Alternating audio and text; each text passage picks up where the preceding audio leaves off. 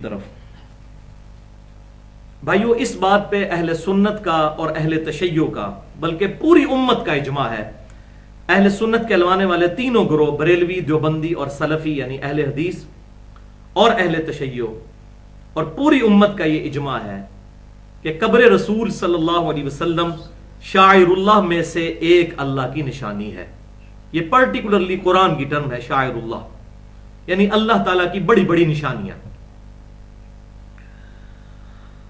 قرآن و سنت کی روشنی میں پرٹیکولر قرآن پاک کے اندر اللہ تعالیٰ نے خانہ کعبہ کو بھی شاعر اللہ ڈسکس کیا۔ اسی طریقے سے مصحف شریف یعنی یہ قرآن پاک جو ہمارے پاس کتابی شکل میں موجود ہے،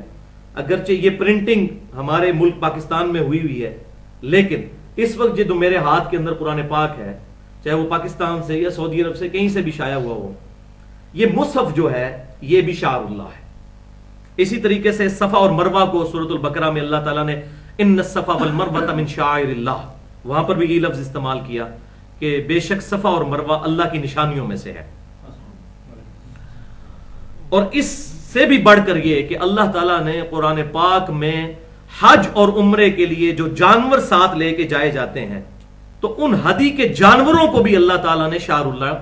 ڈکلیئر کیا ہے قرآن کے اندر، الحمدللہ۔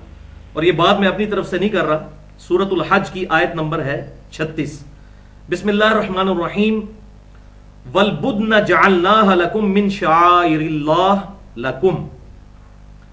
اور قربانی کے جانور جو اونٹ ہیں ان کو اللہ تعالیٰ نے تمہارے لیے شاعر اللہ ڈکلیئر کر دیا ہے۔ یہ اللہ کی نشانیاں ہیں کیونکہ وہ اللہ کی راہ کے لیے وقف ہوئے ہوئے جانور ہیں، تو یہ بھی اللہ کی نشانیاں ہیں، جس طرح کہ خانہ کعبہ ہے یا مصحف شریف ہے یا اسی طریقے سے صفا اور مروہ۔ اور اس کا کلائمیکس بھی اسی سورۃ الحج کی آیت نمبر 32 کے اندر ہے۔ بسم اللہ الرحمن الرحیم، خانہ کعبہ اور ہدی کے جانور جو حج اور عمرے کے لیے ساتھ لے جائے جاتے ہیں، ان کے کانٹیکسٹ میں پرٹیکولر یہ آیت ہے سورۃ الحج میں،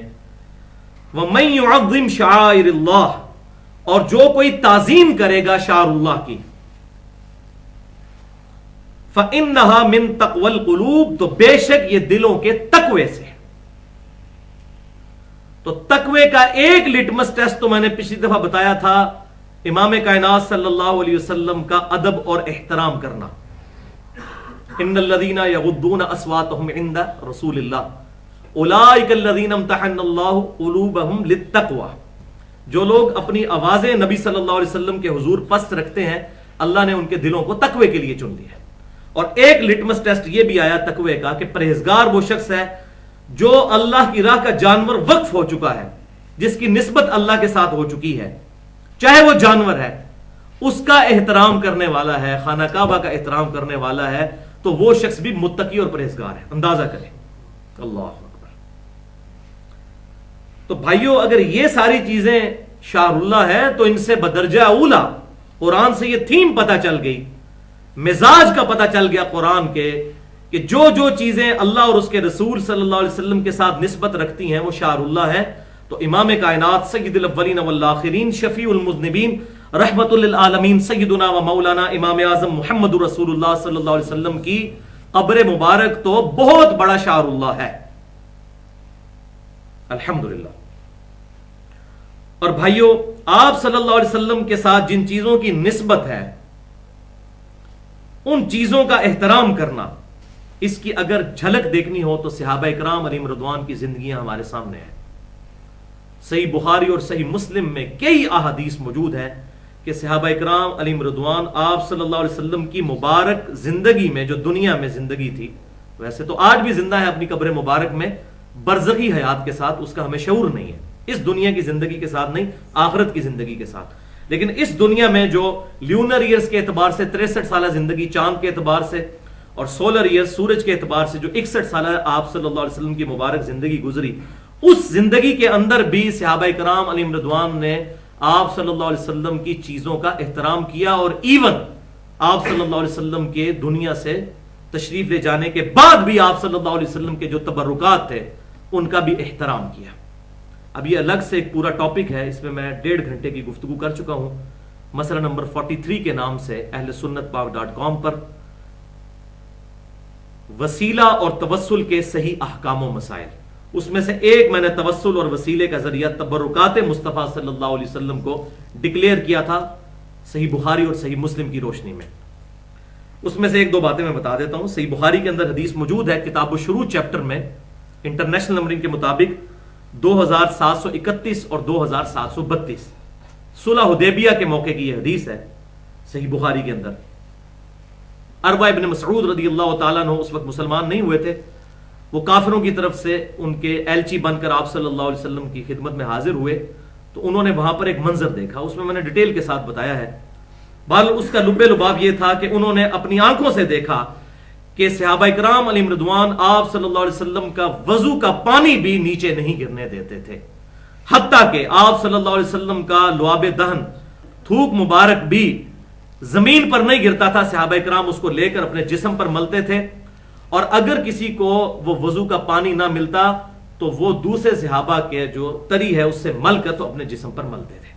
تبرکات حاصل کرتے. یہ تو آپ صلی اللہ علیہ وسلم کی مبارک زندگی میں آپ کے سامنے ہوا اور آپ نے اس کو منع نہیں کیا, لہٰذا یہ کتاب و سنت میں وہ چیزیں جس طرح باقی حجت ہے یہ بھی حجت ہے. اسی طریقے سے صحیح مسلم میں انٹرنیشنل نمبرنگ کے مطابق 5409 نمبر حدیث ہے. اسماء بنت ابی بکر جو سیدہ عائشہ کی بہن تھیں, سیدہ ابوبکر صدیق رضی اللہ تعالیٰ عنہ کی بیٹی, انہوں نے آپ صلی اللہ علیہ وسلم کی وفات کے تقریباً 50 سال کے بعد ایک کرتا نکالا, اور انہوں نے کہا کہ یہ کرتا آپ صلی اللہ علیہ وسلم کا ہے, اور اما عائشہ رضی اللہ تعالی عنہا کے پاس یہ تھا, ان کی وفات سے پہلے میں نے ان سے یہ کرتا لے لیا, اور ان کی وفات ہوئی ہے آپ صلی اللہ علیہ وسلم کی وفات کے 47 سال کے بعد, تو یہ ایٹ لیسٹ 50 سال کا تو واقعہ بنا. تو اسماء بنت ابی بکر کہتی ہیں میں نے یہ کرتا لے لیا ان سے, یہ صحابیہ ہیں اور عبداللہ ابن زبیر کی والدہ ہیں, اور عشرہ مبشرہ میں سے سیدنا زبیر رضی اللہ تعالیٰ عنہ کی بیوی ہیں. تو وہ کہتی ہیں کہ یہ کرتا میں نے سیدہ عائشہ سے لے لیا, آپ صلی اللہ علیہ وسلم اس کو پہنتے تھے, اور ہم اس کا دھون جو ہے مریضوں کو شفا کے لیے پلاتے ہیں, یعنی اس کو پانی میں ڈبو کے اس کا جو پانی ہے اس سے تبرک حاصل کرتے ہیں. تو یہ آپ صلی اللہ علیہ وسلم کی چیزوں کو شعار اللہ سمجھتے تھے صحابہ کرام علیہم رضوان. اس طرح کی کئی مثالیں میں نے بخاری اور مسلم سے, پسینہ مبارک کی اور چیزیں میں نے اس میں لیکچر میں ڈیٹیل کے ساتھ ڈسکس کی ہیں. اور اسی لیکچر میں میں نے صحیح بخاری سے 10 احادیث پیش کی تھیں, اوپر تلے بالکل اکٹھی, انٹرنیشنل نمبرنگ کے مطابق 483 نمبر سے لے کر 492 نمبر تک,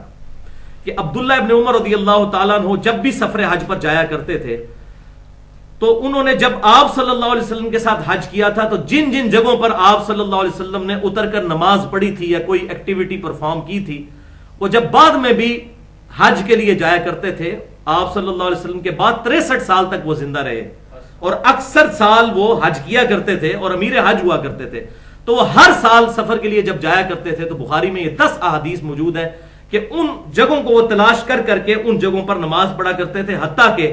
تابعی کہتے ہیں کہ بعض جگہ مسجدیں بنی تھیں, وہ مسجد میں نماز نہیں پڑھتے تھے, مسجد سے باہر جو مختلف جگہ پر پتھر تھے وہاں نماز پڑھتے تھے, اور بعض جگہ برساتی نالے تھے جو خشک ہو چکے ہوئے تھے, ان برساتی نالوں میں اتر کر نماز پڑھا کرتے تھے, اور کہا کرتے تھے کہ آپ صلی اللہ علیہ وسلم جب یہاں سے گزرے تھے اس وقت یہ نالا نہیں تھا, اس جگہ پر آپ صلی اللہ علیہ وسلم نے نماز پڑھی تھی تو وہاں پر نماز پڑھا کرتے تھے. تو اس پر باب باندھا ہے امام بخاری نے کہ نبی صلی اللہ علیہ وسلم کی مبارک جگہوں کو تلاش کر کر کے ان پر نماز پڑھنا, یعنی یہ صحابہ کرام علیہم رضوان کی سنت ہے. وہ ان جگہوں کو بھی جہاں پر آپ صلی اللہ علیہ وسلم نے نماز پڑھی شعار اللہ سمجھتے تھے. اور اسی پھر لیکچر میں نے امام احمد ابن تیمیہ المتوفی 728 ہجری ان کی سخت گرفت کی تھی کہ انہوں نے اسی عمل کی وجہ سے معاذ اللہ استغفر اللہ, اللہ ان کو معاف کرے, انہوں نے اپنی کتاب اقتداء صراط مستقیم میں انٹرنیشنل نمبرنگ کے مطابق مکتبۃ الشاملہ میں 390 نمبر صفحہ کے اوپر, اور دارالاسلام سے بھی کتاب اردو ترجمے سے شائع ہو چکی ہے, انہوں نے سیدنا ابن عمر کو بدعتی ڈکلیئر کیا تھا اس عمل کی وجہ سے, معاذ اللہ استغفر اللہ. تو میں نے پھر اس کی گرفت کی تھی کہ امام بخاری رحمۃ اللہ علیہ تو اس کو باب باندھ رہے ہیں, اور ایک مولوی جو امام بخاری کے بھی 500 سال بعد آ رہا ہے اور نبی صلی اللہ علیہ وسلم کی وفات کے 700 سال کے بعد آ کر وہ صحابہ کو بدعتی ڈکلیئر کر رہا ہے, اس صحابی کو جس کے بارے میں بخاری اور مسلم کی متفق علیہ حدیث ہے, عبداللہ ابن عمر رجل صالح, عبداللہ بن عمر نیک مرد ہے. تو یہ سخت زیادتی ہے. اور دور حاضر میں اہل حدیث مکتبہ فکر کے ہی بہت بڑے عالم شیخ زبیر علی زئی صاحب آج کل سخت بیمار ہیں، دعا کریں اللہ تعالیٰ ان کو شفا نصیب فرمائے۔ میں پرسوں بھی گیا تھا، اب ان کو جنرل ہاسپٹل جو راولپنڈی میں شفٹ کر دیا گیا، ابھی تک وہ آئی سی یو پہ ہیں اور ان کی حالت کافی کریٹیکل ہے۔ تو ان سے میں نے ٹیلی فونک ڈسکشن کی اور ان کی مرضی سے ان کی ٹیلی فون کال ریکارڈ کی، تقریباً 40 منٹ کی۔ تو اس کال کے شروع میں انہوں نے کہا کہ ہم ڈنکے کی چوٹ پر امام ابن تیمیہ کے نظریات کو قرآن و سنت کی روشنی میں مردود سمجھتے ہیں، یہ بالکل ان کے نظریات کتاب و سنت کے خلاف ہیں۔ انشاءاللہ تعالیٰ عنقریب میں یوٹیوب پہ وہ کال بھی اپلوڈ کر دوں گا، کیونکہ ان کی اجازت سے وہ ریکارڈ ہوئی ہے۔ اس میں انہوں نے خود کہا ہے کہ مجھے پتا ہے کہ آپ میری باتیں ریکارڈ کر رہے ہیں۔ تو بہرحال یہ آج کے حوالے سے قرآن پاک سے ثبوت ہو